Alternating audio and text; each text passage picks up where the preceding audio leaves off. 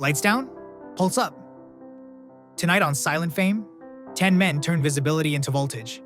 Troye Sivan, Colman Domingo, Platt, Luke Macfarlane, Kim Chi, Olivier Rousteing, Christopher John Rogers, Jan Yosef, Nathan McCallum, and Leo Sheng. Music, film, fashion, drag, fitness, and art. No apologies, only heat. If pride is your oxygen, hit subscribe, ring the bell, drop your city, and tell us whose moment made your pulse misbehave. Stay curious, stay loud. This is Pride with Consequences. Press play. 1. Troye Sivan, the boy who made Desire. Political.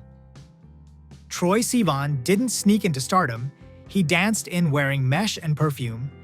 The Australian-born singer rose from YouTube covers to global pop stardom, but somewhere along the way, he stopped being cute and became dangerous.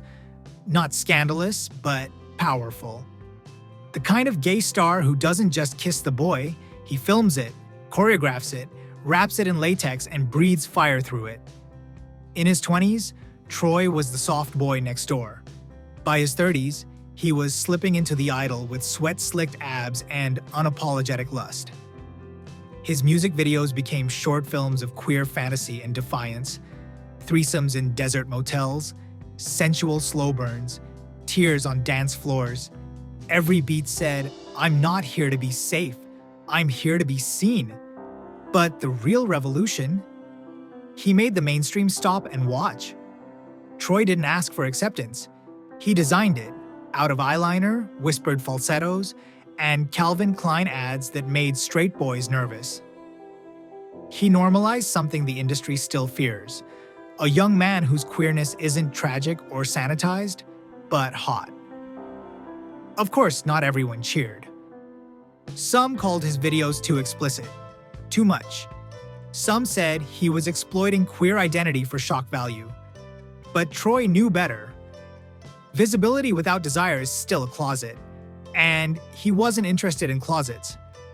Off stage, he's warm, introverted, funny, the kind of guy who posts awkward selfies in interviews like he's still figuring it out. And maybe that's the most beautiful part. He's not a product. He's a presence, a mirror, a dare. Has Troye ever made you feel a little bolder in your skin?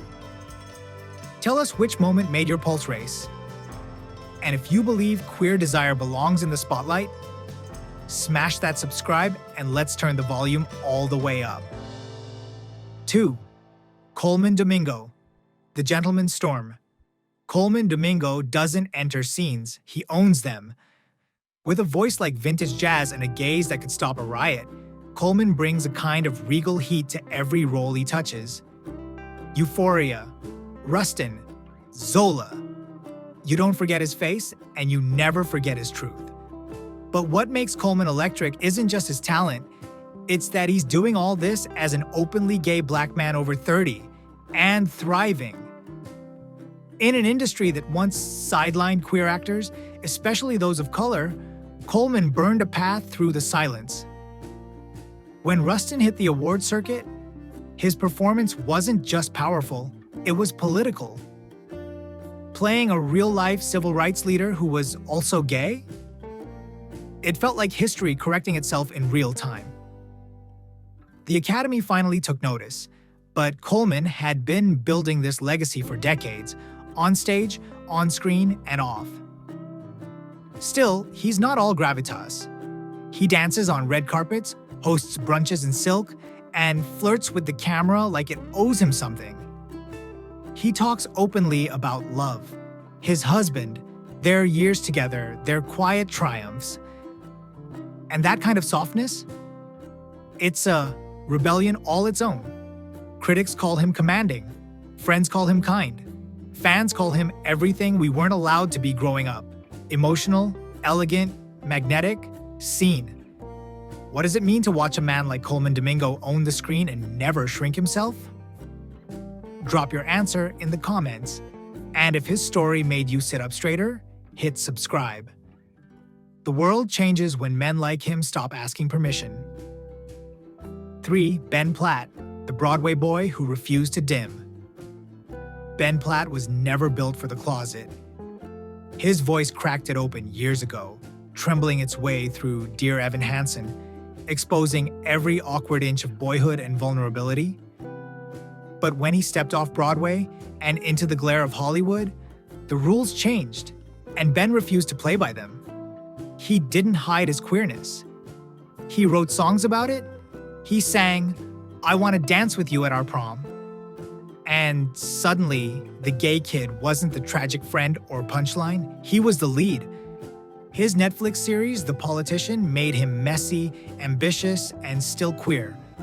His real-life love story with fellow actor Noah Galvin, quietly blooming behind the scenes, felt like the softest rebellion.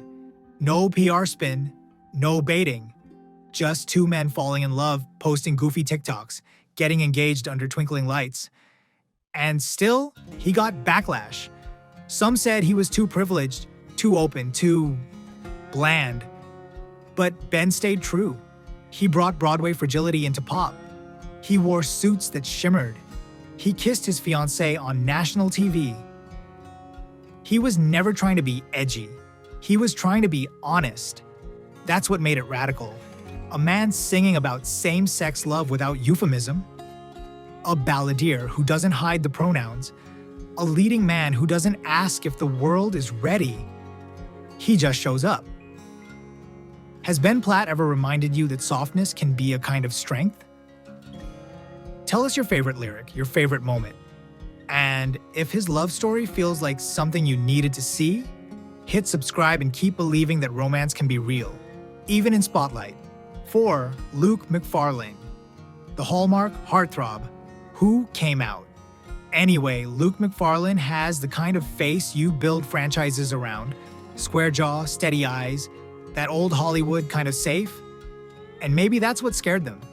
Because in 2008, before it was trendy or safe or award-winning to be openly gay in Hollywood, Luke said, "I am." The roles shifted.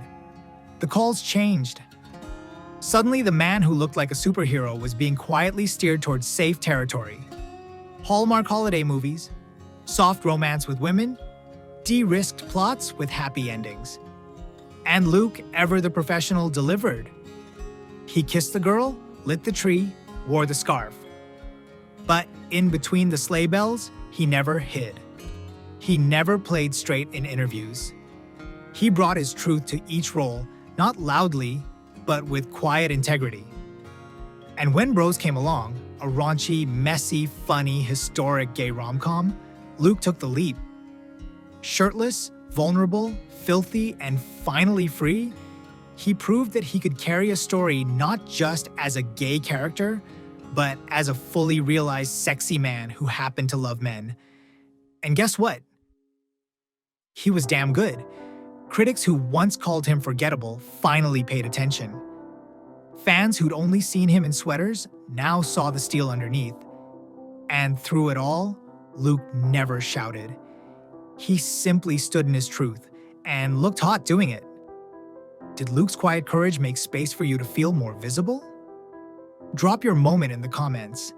And if you think being out shouldn't cost a leading man his spotlight, smash subscribe. We're rewriting the script.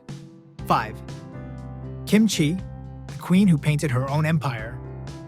Kim Chi didn't win RuPaul's Drag Race, but she won something bigger. Permanence.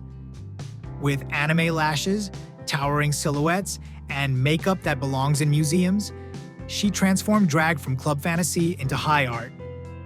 But even before the fame, there was fear. Born in Korea, raised in Chicago, Kim Chi, aka Sang Young Shin, grew up knowing that queer identity, gender nonconformity, and Asian heritage weren't things celebrated together. So she did what icons do. She made her own celebration. On Drag Race, she shook the stage with her vulnerability. "I've never kissed anyone." Viewers leaned in. Her art wasn't just performance, it was a shield, a declaration, a roadmap. And post-show, she built an empire. Kimchi Chick Beauty became the first major drag-owned makeup line to hit Walmart shelves. Let that sink in. A queer Asian drag queen's name on America's biggest store shelves. She wasn't just serving looks, she was serving representation. Still, some critics dismissed her as too niche, too camp. But Kim never shrank. She expanded. Editorial spreads, global drag festivals, sold-out masterclasses. And through it all, she kept painting. Faces, hearts, futures. Has Kim Chi ever made you feel like your identity could be art? Tell us what she represents to you. And if her story reminds you that beauty is a form of activism, hit subscribe. The mirror is yours now. 6. Olivier Rousteing, the golden prince of fashion's shadow games. Some men wear power. Olivier Rousteing becomes it. At 25, he was handed the crown of Balmain, Paris's sexiest, sharpest house, and he didn't blink. A black, gay orphan raised in Bordeaux, placed at the helm of a legacy brand in an industry that barely tolerates difference? That should have been a scandal. Instead, it became history. But Olivier never played it sweet. He played it scorching. His Balmain army walked like gods. Beyoncé, Rihanna, Kim draped in leather, mesh, and danger. And him? Always there in the background. Golden skin, cheekbones like sculpture, eyes full of secrets. Not chasing fame, commanding it. For years, the press tried to crack him open. The boy with no birth record, the designer who survived a fireplace explosion, the mystery man who rarely shows a lover but makes garments that feel like desire weaponized. And still, Olivier never explained. Because why should he? His body speaks. His silence seduces. His runway shows are not just about clothes, they're about longing. And longing, he knows, is what keeps people watching. In a world obsessed with labels, Olivier Rousteing built his legacy on what he refused to name. Is he single? Taken? Heartbroken? We don't know. All we get are shirtless yacht shots, whispered collaborations, and the occasional red carpet smirk that could melt steel. Does Olivier's silence feel like armor or something more dangerous? Drop your take below. And if you believe power is sexier when it doesn't explain itself, hit subscribe. The runway isn't over yet. 7. Christopher John Rogers. The color theory. We didn't see coming, Christopher John Rogers doesn't enter quietly. He glows. 6'4". In vivid suits and lightning smile, he looks like the child of royalty and rainbows, and dresses like joy has a body. But beneath the sequins and genius cuts, there's precision. Strategy. A slow, seductive reshaping of fashion's gate-kept corridors. At 26, he won the CFD Vogue Prize. At 30, he dressed everyone from Kamala Harris to Zendaya, and had Target's website crash within hours. That's the kind of power you don't earn, you radiate. But Rogers didn't sell out. He built in. His Brooklyn studio is sacred ground, part lab, part temple. There, he crafts silhouettes that turn women into goddesses and turns his queerness into something unmistakably royal. Still, he's not loud about his love life. Fans speculate, stylists whisper. He shows up to galas alone, then posts cryptic afterparties with mystery men. He doesn't flaunt. It's subtler. The smile that lasts 1 second too long. The glance that says, don't guess, feel. He plays with color the way others play with denial. Boldly, unapologetically, gorgeously. In a world that wants queerness tidy, Rogers stays messy, majestic, and one hem away from scandal. Do you think Christopher John Rogers is designing fashion or building a kingdom? If his brilliance has ever stopped your scroll or made you dream in sharper hues, subscribe now. We're just getting to the good part. 8. Jan Yosef. The art you can't hang on a wall? Some people create art. Jan Yosef is art. 6 feet of brooding quiet and sculpted poise, Jan never needed words to seduce. Born in Syria, raised in Sweden, trained in silence, he stepped into the world's gaze through his paintbrush. And then, through Ricky Martin. Their romance began in DMs, matured in gallery halls, and bloomed into family. Two men, both beautiful, both vulnerable, raising children under cameras that wanted gossip more than grace. They gave them neither. Jan remained as elusive as ever, always stunning, always present, never loud. Even after their separation, mutual, elegant, heartbreakingly adult, Jan didn't disappear. He expanded. His shows in London, Stockholm, New York began to sell out in hours. Critics called him Middle Eastern mystique meets Western defiance. Collectors fought over his canvases. Vogue photographed his home like it was a cathedral. And still, no lover revealed. Just self-portraits that hint, installations that ache, and captions like spells. Love becomes different when it survives pain. He doesn't chase followers, he builds temples. And sometimes, if you're lucky, he posts a mirror selfie that makes Instagram forget to breathe. Did Jan Yosef ever feel like someone you knew but couldn't touch? Tell us which piece of his stayed with you. And if you think mystery can be more intimate than confession, hit subscribe. Art like this doesn't knock, it haunts. 9. Nathan McCallum, the workout that turned into worship. Nathan McCallum didn't break into fame, he broke the internet.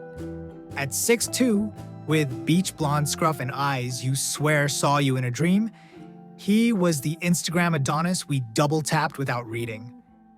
But somewhere between thirst traps and gym tutorials, Nathan did something rare. He evolved. No longer just a fitness influencer, he became a movement. His program, Knock It, went global. His fashion line hit sustainability headlines. His beachfront apartment got featured in Architectural Digest. But Nathan never lost the heat. He just refined it. Every workout video is a softcore symphony. Every good morning selfie looks like it smells like cedar and sin. But it's not just for show.